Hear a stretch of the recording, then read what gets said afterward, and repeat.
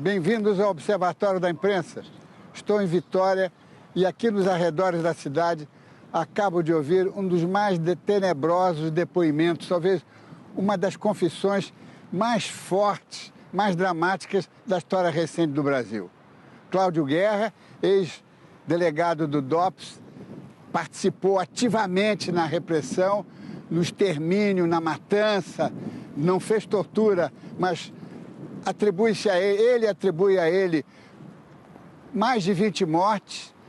Ele contou a sangue frio a sua revelação, seu encontro com Deus e a vontade que ele tem de ajudar a buscar a verdade. Essa é uma história que a imprensa, quando saiu o livro Memórias de uma Guerra Suja, a imprensa levantou, mas não teve coragem de tocar. E se a imprensa não levantar, essa história pode acabar mal.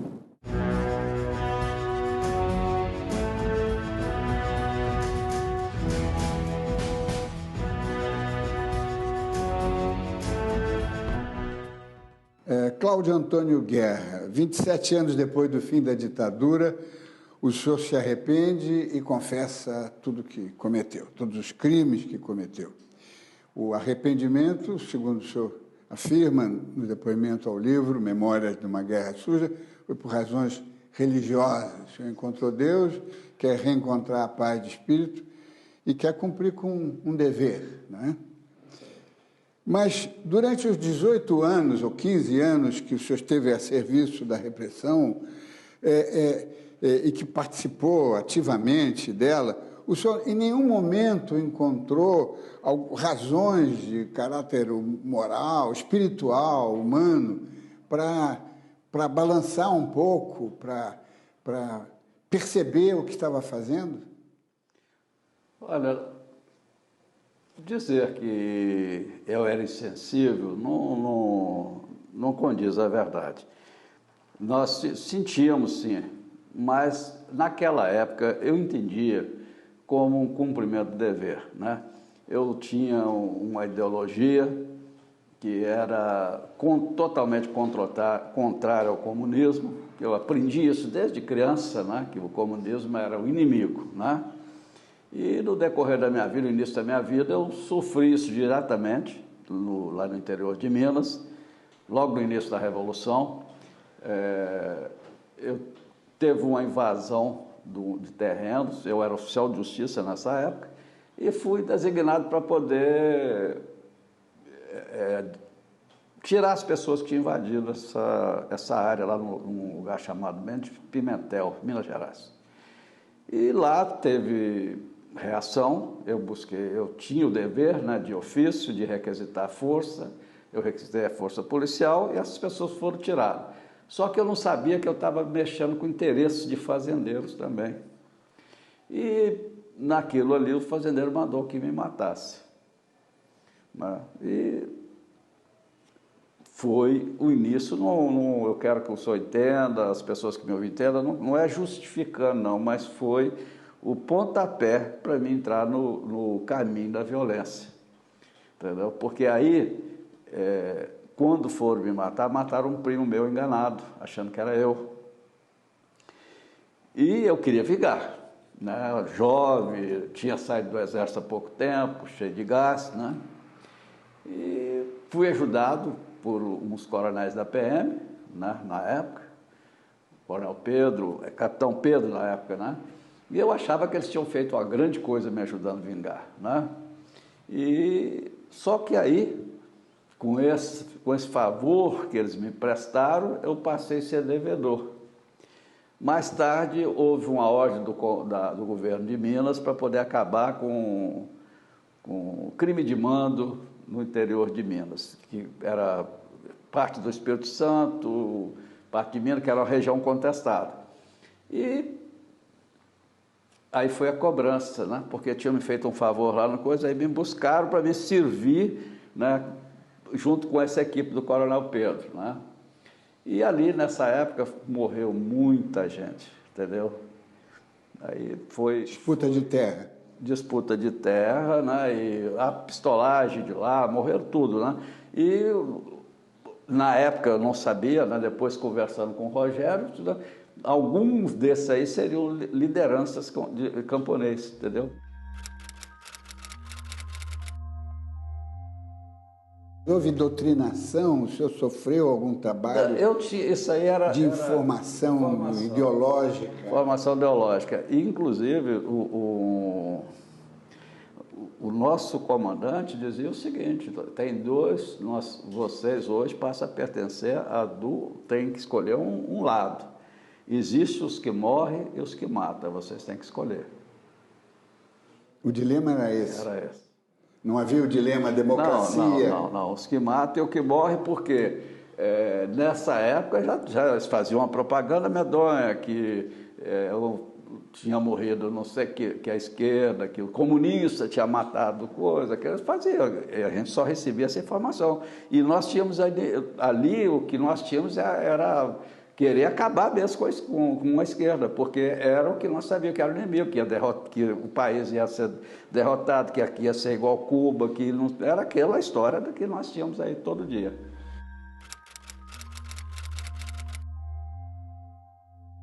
Ao longo do livro fala muito que o senhor é um atirador de elite. Onde é que o senhor aprendeu toda essa... Inclusive, pelo livro, percebe-se que o senhor conhece explosivos. Quer dizer, não é uma coisa de de ler aí na bula, não. Nós éramos treinados. Aonde? Eu fui para atirar, eu comecei desde o Exército, né? Sim. Fui um bom atirador no Exército e continuei. Depois, nós éramos treinados por uma equipe lá no ponto zero, que nós reuníamos as aulas teóricas no ponto zero, e depois as práticas eram no batalhão ao lado do Campo dos Afonso. A gente treinava na mata de Teresópolis, explosiva, era mais específica ali, que era os treinamentos era ali. Eu já dei o nome do instrutor, trabalha na Globo com recursos, com esses negócios para televisão, o Farjala, né? Foi um dos meus professores. Eu fiz a operação com ele também. E tem um outro que eu não lembro o nome dele. Aí o Rogério, outro, acho que eu não quero falar, não, mas eu não lembro o nome. Era codinome. O senhor vai lembrar. Tem um outro que era também a gente chamava de professor, muito bom instrutor. E tinha instrutores que vinham do exterior também. Nós tínhamos aulas com o pessoal de fora. Dos Estados Unidos? Da América e da Inglaterra, especificamente. Ensinavam? E Israel eu aprendi já em São Paulo, lá no do Clube Tietê. Eu sou atirador lá no Tietê, era atirador, hoje eu sou servo de Deus. E eu treinava muito lá, a gente treinava muito tiro ali no Tietê também, né?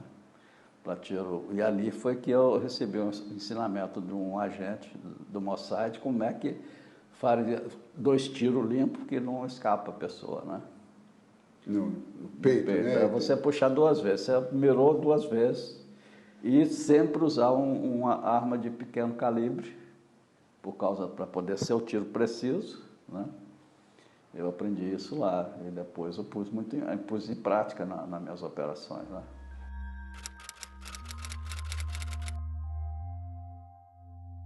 O senhor não consegue relacionar o número de pessoas que o senhor executou? Fala em quase uma centena? Eu não sei nominar para o senhor mesmo, já falei isso com o Rogério também, porque houve esse episódio em Minas, né, que foi nos anos 60, né, 60 para mim, eu acho 68, por aí fora. Depois vim para o Espírito Santo, né? Teve o período que aqui a gente começou, né, pelo assaltante, traficante. Sim, mas aí já é a serviço da lei. Pois né? mais políticos não chega a isso não. Foi esse período lá de Minas, que para mim, se tinha líderes ali camponeses, eram poucos, né? E o que foi depois? Em São Paulo, né? Eu já narrei, as pessoas que eu executei em São Paulo, está narrado aqui no livro, né? E Recife, 1. Então não são tantos, mas... Não, que fosse um já era exatamente. horrível, né?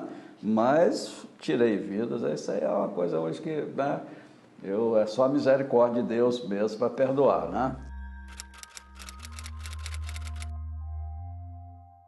O senhor, ao longo do livro, insiste sempre que o senhor não é um torturador, mas admite que foi um matador de quase uma centena de pessoas, não tenho o número certo. Com isso, o senhor está fazendo uma distinção, não é? Quer dizer, o senhor é um soldado que mata porque está numa guerra, e os torturadores fazem outro tipo de guerra. Mas os torturadores eram os militares.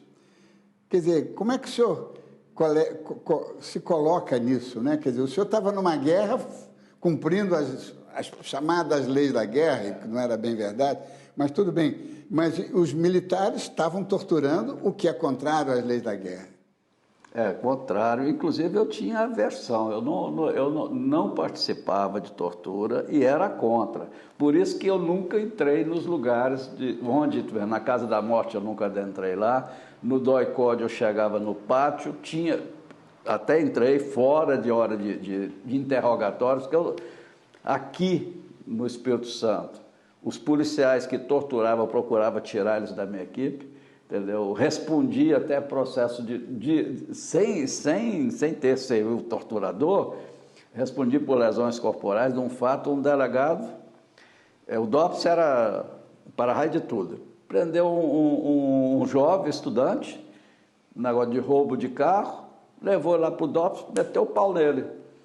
Eu estava na rua, quando eu cheguei, vi uma senhora chorando. Eu falei, o que foi, minha senhora? Ah, meu filho tem Bustachê, um rapaz jovem da família Bustachê, a família tradicional do Espírito Santo. Aí eu fui lá, perguntei ao meu filho, o que é? Não, é do que eu falei. Não, vem cá, meu filho. Entreguei ele à mãe. No dia seguinte, as manchetes. Estudante é torturado do DOF, eu paguei, eu tomei a providência de liberar e eu paguei o sair, mas eu e o delegado, desse dia em diante, passou a ser o meu inimigo, entendeu? Porque eu sou contra, continuo hoje nem matar também não faria, hoje eu até falo, hoje se a pessoa quiser me matar, vai matar, porque nem para me defender eu vou usar, não uso arma, as pessoas sabem, eu não uso arma mais, não sou contra a violência hoje, né? Eu antes era qualquer coisa, não, eu vou resolver.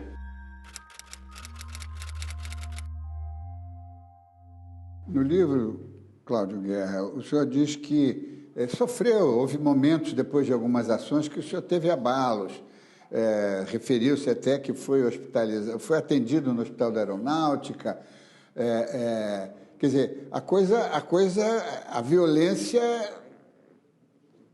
o senhor sentiu a violência que cometia. Por que o senhor não deu sequência a isso? Quer dizer, esse era o lado bom seu, que estava até procurando Deus, não é? E o senhor sufocou isso. Olha, aí foi a doutrina política que sufocou. Foi. Na época, o sentido de querer cumprir o dever, né?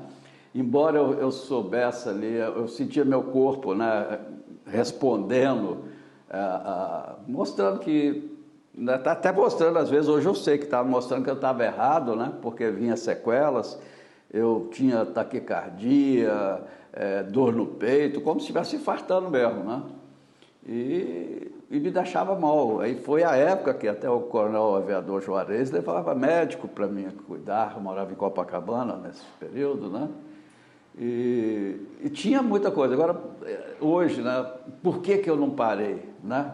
Por que eu, naquele momento, não busquei Deus? É pela ignorância mesmo, né? Que a gente não conhecia, né? Até foi preciso de Deus me amassar muito, né? Eu digo até ao senhor, indo mais além, né, para isso servir de exemplo para aqueles que ainda não sabem separar o certo do errado, né? Para eu conhecer que estava errado, foi preciso de eu ser amassado. Foi preciso, igual está ensinando aqui na Bíblia, ir para cá do oleiro, para ser amassado, entendeu? Para poder renascer um novo homem, conhecendo que estava errado e reconhecer que errou. Porque se Deus não faz isso comigo, hoje eu louvo a Deus por ter ido para um presídio.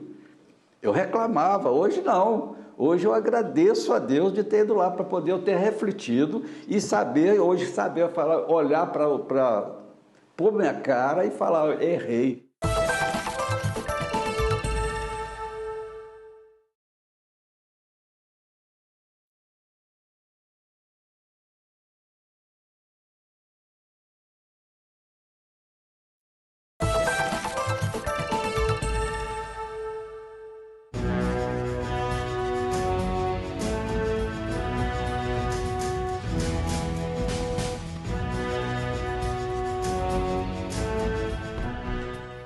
Eu me lembro bem de dois senhores que peguei na casa da morte e levei para a incineração na usina. Disseram-me se tratar de líderes do partidão. Um deles me marcou muito, porque lhe haviam arrancado a mão direita. Ela estava dentro do saco, perto do corpo, resultado de tortura impiedosa. O outro homem parecia ter sido mais torturado. Era Davi Capistrano. A casa da morte era para onde iam as pessoas mais importantes. Muitas pessoas que leram o seu livro, o livro que o Rogério e o Marcelo escreveram com suas declarações, as Memórias de uma Guerra Suja, né, dizem que pode ser entendido o livro como uma forma de mostrar que não apenas os militares foram os vilões desse período negro, mas os civis também estavam ligados. Quer dizer, não foi uma ditadura militar, foi uma ditadura em que civis e militares usaram da violência. Usaram da violência, empresários se beneficiaram da Revolução, né? Grandes empresários, né? Se beneficiaram, né? E participavam, dava prêmios, né, para quem, por exemplo, era executado um líder, tinha prêmios. Né? Vamos avançar um pouquinho. O senhor revela, a propósito de prêmios, né? O senhor, quando o senhor foi levar os corpos da Ana Rosa Kuczynski e do marido dela, o Wilson Silva, o Chevette quebrou e pegou fogo, e aí o senhor pediu ajuda e tal, e mais tarde o senhor ganhou um Opala 0 km, né? Quem lhe deu esse Opala? Foi o DOPS? Não, quem me entregou foi João Lisandro, filho do Eli Ribeiro, dono da usina. Que era o dono da usina. Isso aí. Com o dinheiro dele? Dele. Chegou, o Opala, o meu Chevette queimou. Daí uns dias recebi uma Opala 0, mas sem eu pedir, não foi, né, porque ele se beneficiava. E acho que acharam que queimou o carro dele, vão dar um carro para ele. Deu um carro, uma Opala 0. Esses prêmios que os senhores ganhavam, bônus, não é? Eram frequentes? Olha, eu não cheguei a ganhar bônus direto, eu recebia um mensal, né? Eu declarei o banco onde eu recebia, o nome com que eu recebia. O Banco Mercantil. Mercantil do Estado de São Paulo, eu recebia como Stanislau Meirelles, a conta era em nome do Stanislau Meirelles. Tinha duas contas lá, em nome do Cláudio Guerra e Stanislau Meirelles, né? E agora, os prêmios eram mais em São Paulo e Rio de Janeiro. Né? Era a Federação das Indústrias lá, através de grandes funcionários, já para poder não ficar, eu falar de pessoas aqui que às vezes não mencionei no livro, está mencionado no livro, as pessoas que colaboraram.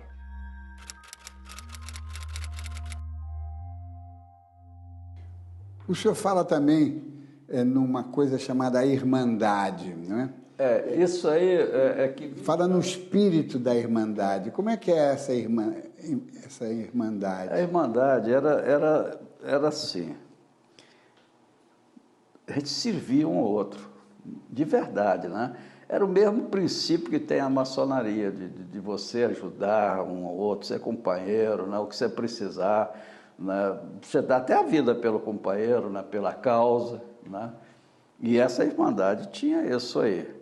E me preocupa muito até hoje, porque não acabou. O espírito não acabou ou a Irmandade não acabou? Não acabou.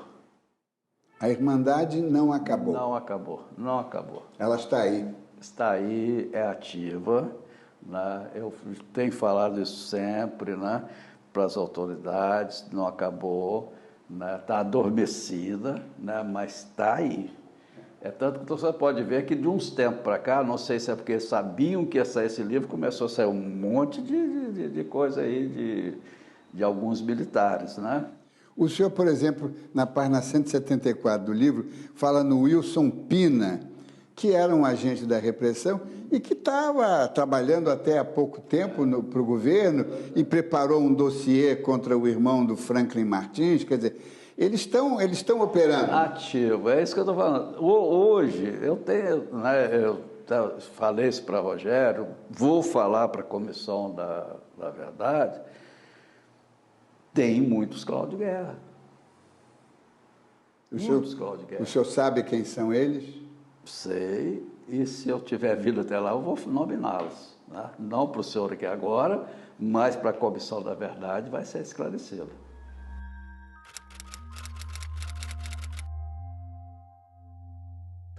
A imprensa naquele tempo, ela era censurada, o senhor sabia que ela era censurada.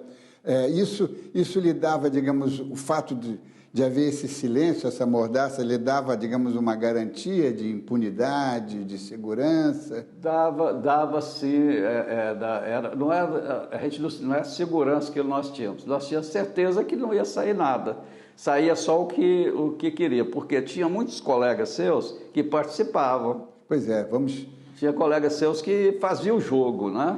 E eles chegavam lá... Não são meus colegas, profissionais, né? Colega que eu falo assim, de profissionais da área de imprensa, né? Não, até hoje nós sabemos que muitos profissionais, jornalistas, serviam à linha dura, não ao... Isso aí, né? E o senhor tem alguma lembrança de alguns nomes? Olha, eu citei que isso não é segredo, né? A Rede Globo, né? Era uma das que fazia o jogo mesmo do poder, né? Eu posso citar porque a Folha de São Paulo, que fornecia os carros, emprestava o carro para fazer as campanas, né? Isso está no seu livro? Entendeu? Eu lembro assim o nome de repórteres, eu citei alguns, né, que participavam da reunião lá do Ângulo do Gomes. Eu citei alguns. Tá Então, lá. Não, e ali havia também gente do mundo do espetáculo, do entretenimento. A grande verdade é que a revolução, né, a esquerda não aceita a revolução, né, mas o que se chamava revolução, né, o que acontecia? Ela, no início, o povo foi à rua, queria a revolução. Ou doutrinado por alguém, ou coisa, mas foram à rua, foram pedir. Né? Os militares eram requisitados para poder fazer isso. Né? E naquilo ali havia um trabalho grande da CIA por trás, né? Influenciando as massas, havia. Né? E era simpático. Na época, o que aconteceu? Por que ganhou-se essas televisões, o direito da televisão? Foi o governo, olha... trabalhar para mim, você vai ter essa emissora, mas vai fazer o que eu quero. Vai fazer? Vai. Não foi assim. Essas coisas chegavam porque o senhor estava no campo operacional, não é? Mas essas informações chegavam até onde o senhor... Deixa eu explicar ao senhor por quê. No início, eu era apenas operacional. Depois, eu tive uma sessão ali dentro. Entendeu? Eu tive uma sessão, eu passei a ser considerado pelos militares um dos maiores estrategistas deles, entendeu? Aí eu sabia do que estava acontecendo. Participava daquelas reuniões? Participava das reuniões, não do Estado-Maior, mas dos oficiais que eram rebelados contra a abertura e que obedecia só a eles. Sobre o general ficava na antessala esperando para ser atendido por coronel.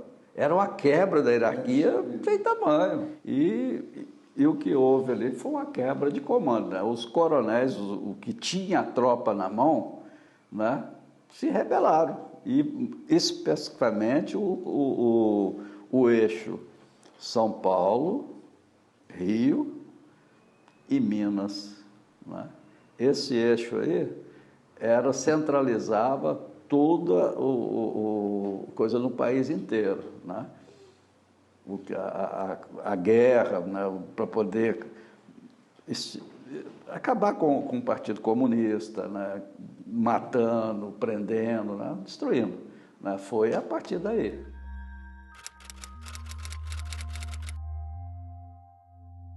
O AI-5 foi crucial, quer dizer, deu liberdade para a repressão começar a operar. Soltou as Tigrada, amarras. né? Soltou a tigrada. É verdade, é verdade. Ali foi, né, foi um ato que triste para o país, para hoje, né, a gente tem que lembrar com tristeza, né? Porque foi realmente a liberdade de fazer o que queria, o que o comandante militar queria se fazer. Acabou. E o senhor sentiu uma diferença antes de 13 de dezembro de 68 e depois? Em 68 também, na verdade, o senhor não estava imbuído. Eu já era um simpatizante, talvez o período lá de Minas era esse período, né? Mas eu não tinha ainda politizado, né? Que nós éramos ignorantes, na realidade, né? Eu já falei isso para o Rogério, muitas vezes a gente saía para a missão, não sabia o que era, não sabia o que era robô. Depois que eu comecei a participar e entender, né? Mas até então era uma máquina.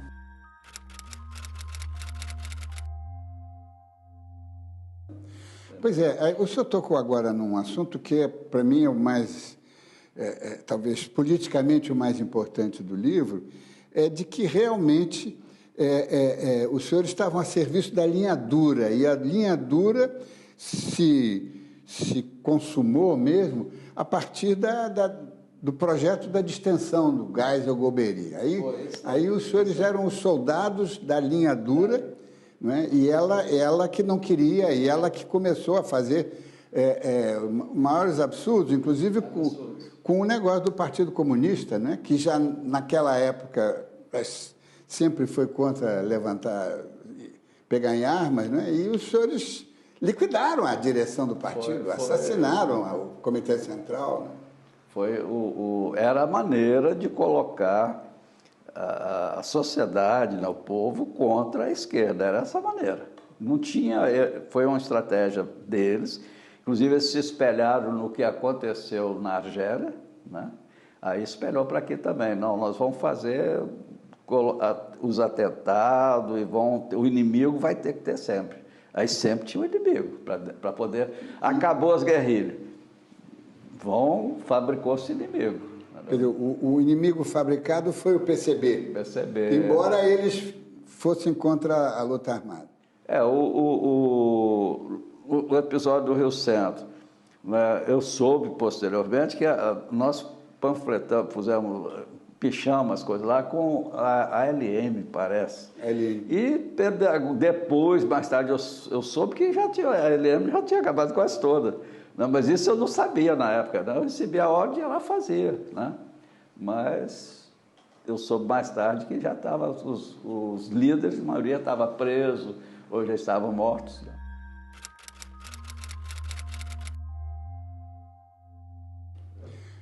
Com relação às informações, o senhor se refere, nas nossas conversas preliminares, em 75, um coronel Brandt percorreu todos os DOPS do Brasil, ou congêneres... Ele e o Paulo Malhães. Ele e o Paulo Malhães, para queimar toda a papelada. Foi destruído os arquivos todos, né? Quer dizer, os arquivos que comprometiam, só ficou o feijão com arroz, que não criminalizava ninguém, né? O resto foi todo... Quer dizer, em 75, a linha dura já tinha uma previsão de que eles precisavam queimar o papel porque eles iam perder a guerra.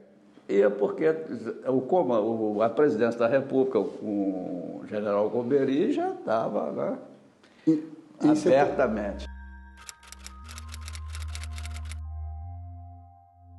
Em 75 foi o ano que, para nós, que não estávamos sabendo das coisas, né?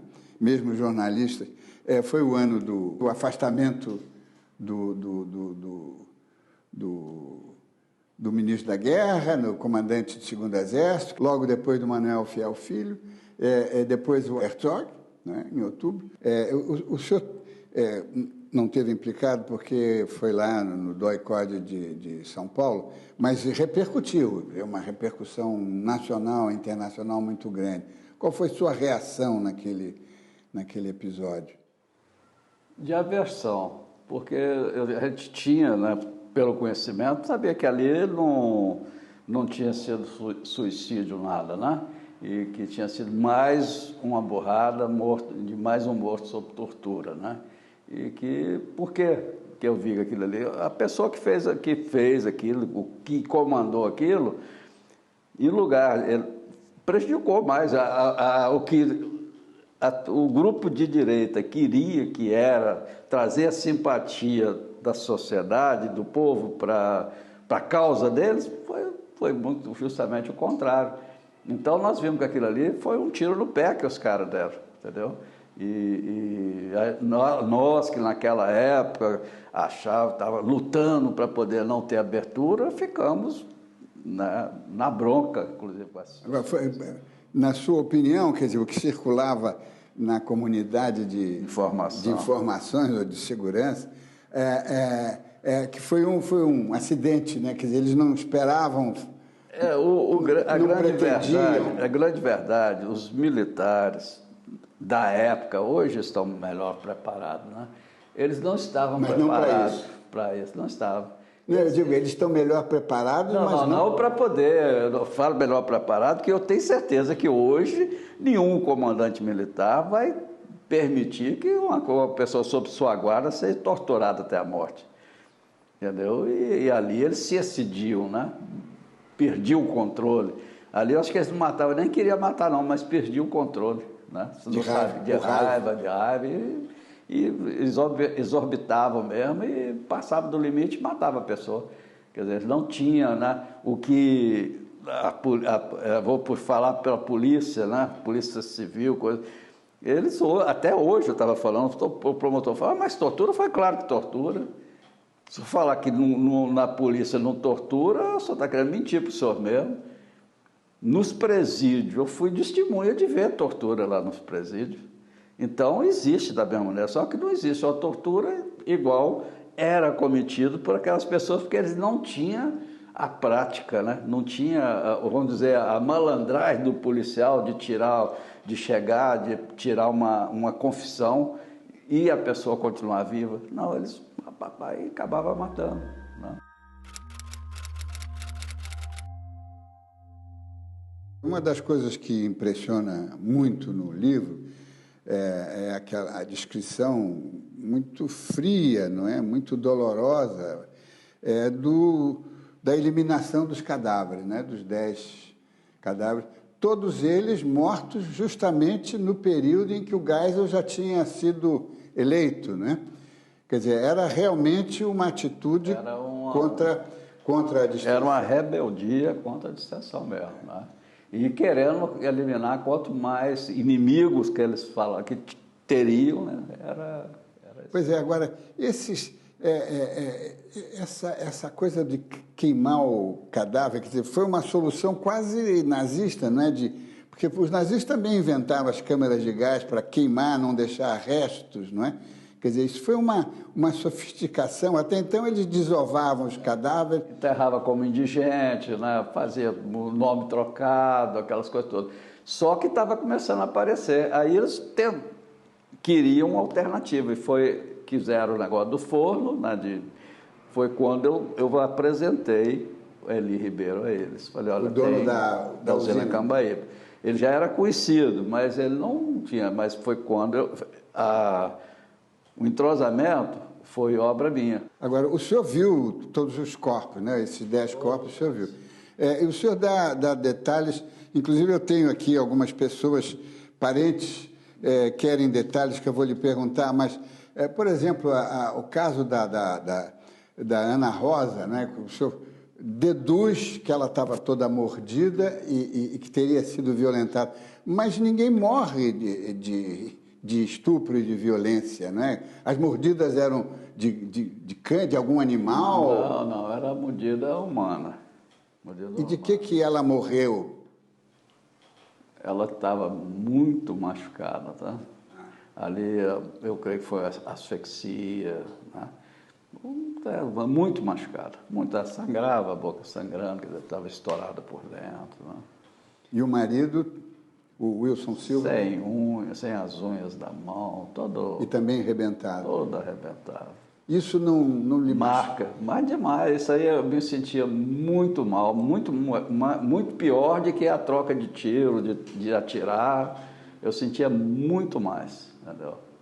É tanto que hoje eu tenho assim, um grande compromisso meu com as famílias, de narrar, de falar onde for, porque, eu sei lá, foi o que mais me machucou, foi essa cremação. Sabe o que é? Assim, eu tinha apagado isso da minha mente, mas apagado mesmo.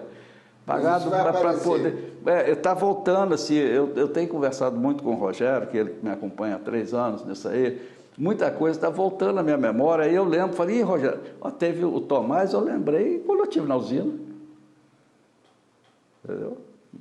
Não fui lembrar quando eu estive lá. Por exemplo, a Ildegar Rangel, a filha da Zuzu Anjo, que morreu num acidente, mas foi morta, o seu próprio... Não é?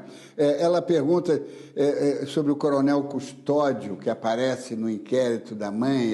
Eu fiz um pedido, né, aos autores do livro, e fiz agora para a comissão, eu preciso de ver fotografias da época que foi feito na hora da perícia, que essa fotografia mostra o Perdigão no local. O Perdigão e o Custódio? Também, entendeu? Eu falo com ela que assim que eu tiver as fotos na mão, eu vou poder dar um maior esclarecimento para poder chegar ao realmente tudo que aconteceu. Cláudio Guerra, o Marcelo Santa Cruz, filho do Fernando Augusto de Santa Cruz Oliveira, ele quer detalhes, como se o senhor lembra como é que ele estava de bermuda, estava nu, se chegou... Olha, todos os cadáveres que eu recebia eram seminus. Era tipo só assim, às vezes, eu acho que era mais parecido com um calção que uma bermuda, né? Todos eles eram desse jeito, porque as pessoas não é nu, né? O pau de arara é nu. Né, as torturas ali de choque nos órgãos genitais, e muitos foram até castrados, né, era seminus, né, todos eles. Né.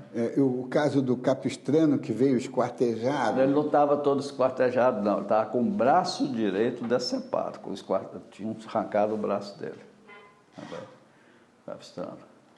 Os outros, a maioria era fraturas expostas, os ossos aparecendo, entendeu? A maioria era assim, né? A maioria.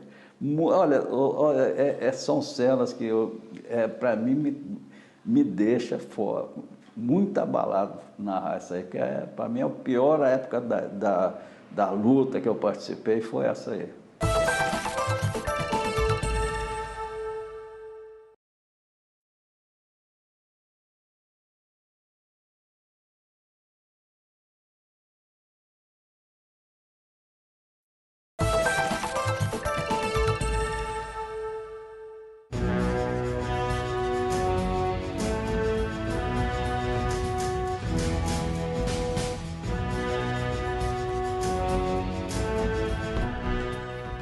Eles foram para a estrada e fizeram um corredor de atiradores.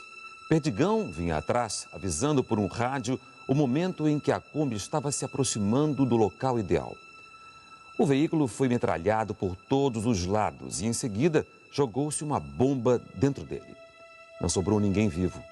A publicação das memórias de uma guerra suja, o senhor achava que ia ter um impacto maior, que a imprensa ia reagir com mais intensidade?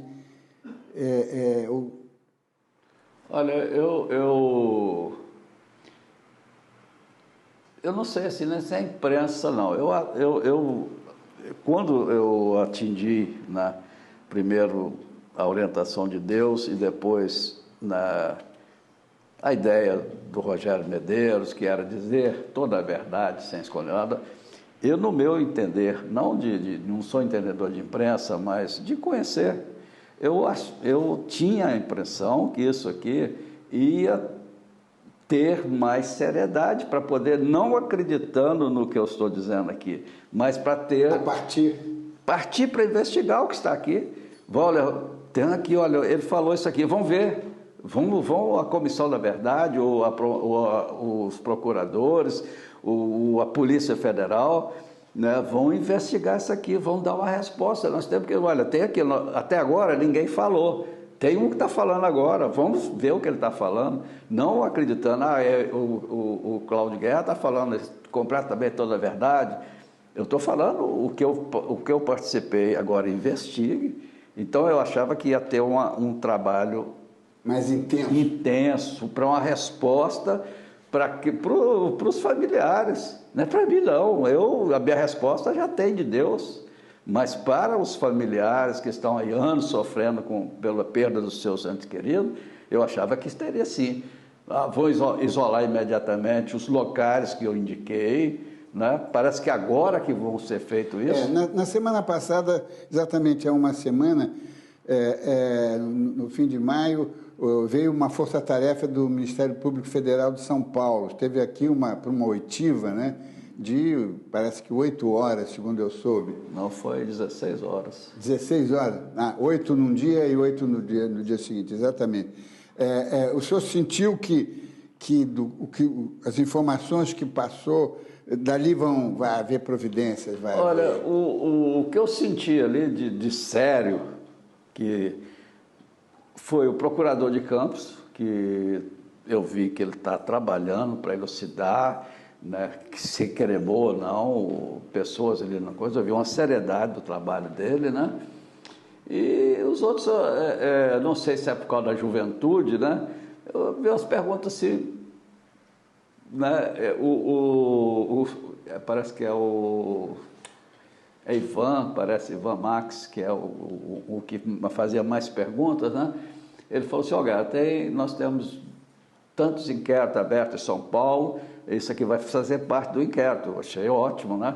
Aí me falou também, olha, isso aqui você vai responder criminalmente. Eu falei, eu não estou pedindo perdão a ninguém. Se eu devo, né, eu confessando que crimes que foram feitos no passado, se a lei tiver que me punir, que me puna. Eu não quero me eximir de culpa. E se eu estou falando, ele falou, não, porque se eu quiser ficar calado, porque você não é obrigado. Eu falo, não, eu quero falar, eu não tenho que esconder nada. Hoje eu tenho compromisso com Deus. Se eu vou passar mais anos na cadeia, nada disso importa. A minha finalidade de vida hoje é ajudar na busca da verdade. E a Polícia Federal já esteve aqui, já conversou consigo? Olha, eu agradeço muito a Deus porque eu vi seriedade no trabalho que a Polícia Federal está fazendo. Para mim, surpresa, que antigamente eu tinha muitas restrições, né? Mas hoje é uma nova Polícia Federal. Depois da publicação do livro? Ou... Depois da publicação, né? Eles já tiveram comigo um delegado designado lá pelo Ministro da Justiça, né? É uma equipe excelente, nós estivemos percorrendo todos os locais, né? Então, Aonde? Estivemos em Minas, né? E no Rio, em 3 lugares, né? E fizeram a localização, mapearam, né? Então estão fazendo um trabalho sério, só que eles precisam da comissão falar, continua, faz isso, né?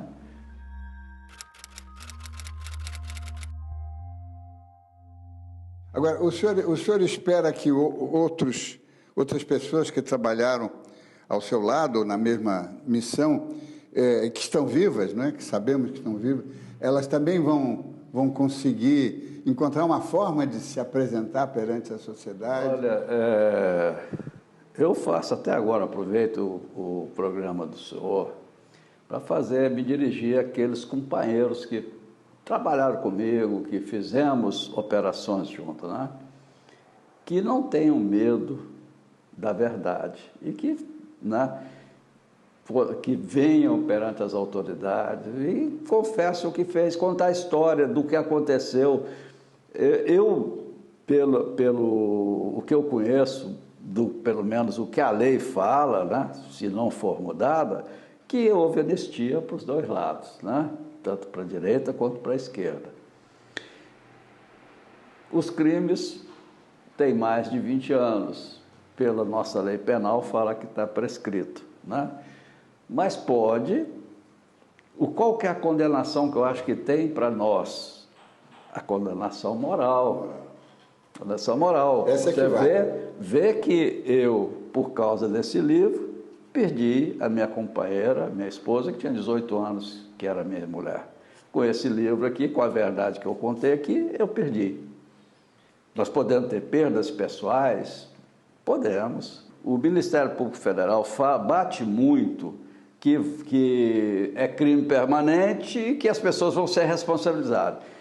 Eu já tinha conseguido fazer contato com algumas pessoas, essas pessoas já estavam dispostas a colaborar.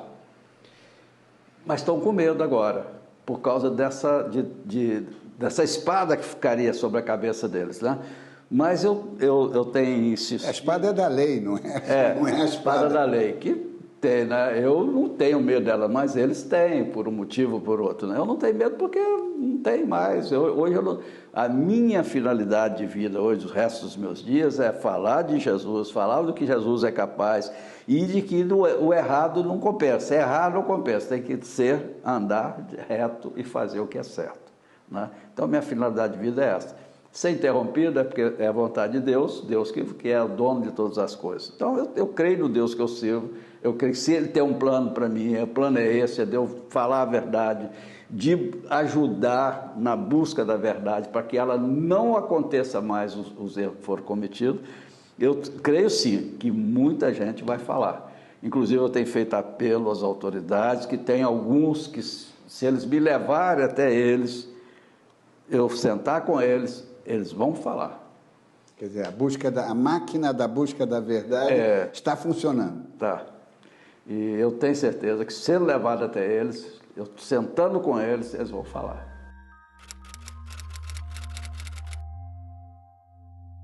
O senhor, em alguns momentos, menciona, já no final, que usando uma expressão do jargão, você está fedendo, né? Quer dizer, significando que... Está morto. Que já vai ser morto. Mas é porque eles não sabem. Eu hoje... O senhor está fedendo hoje, né? Olha, não, eu estou cheirando porque eu sirvo a Jesus, né? Mas, olha, hoje, se me matar hoje, para mim é lucro. Porque eu vou ficar lá na glória com Deus, com Jesus, que eu sei que Ele me perdoou. O homem eu tenho certeza que não, porque o homem não tem misericórdia, né? Mas se os homens tivessem misericórdia, o senhor não estaria aqui contando a verdade, ajudando os homens a buscar a verdade. Pois é. Então, eu hoje, né, vamos pôr, vamos calar a boca do Guerra, eu já recebi um monte de aviso. Agora? Mas não vai calar, não vai calar, porque é o que eu disse para eles, eu falei para Rogério, falei para o Marcelo, Rogério, eu não sou dedo duro, eu vou falar na primeira pessoa, eu fiz isso, eu fiz aquilo. Quem fez comigo ou participou, que vai contar a verdade deles. Se eles falarem, não fiz não, Guerra está doido, o problema deles, a polícia, o Ministério Público vai apurar. Mas eu não estou chegando para Rogério fez isso, Marcelo fez isso, não. Eu fiz, primeira pessoa, né? Então, eu pensei muito, né? Eu falei assim, poxa, eu sou contra caguete, né? Mas eu não me sinto dedo duro de ninguém, né? Inclusive, eu tive agora aí no interior, as pessoas vieram conversar comigo, eu achava que iam ter uma aversão, mas não tiveram, não. Conversaram comigo normal, acharam que foi bom o que eu estou fazendo, né? Alguns. Agora, aqueles que estão sendo diretamente atingidos, estão com raiva mesmo, né? Mas eu falo para eles, não é que eu estou pedindo para não fazer nada, não. Se quiser fazer, vamos fazer, porque é difícil de impedir, né? Mas eu creio que meu dever eu estou cumprindo.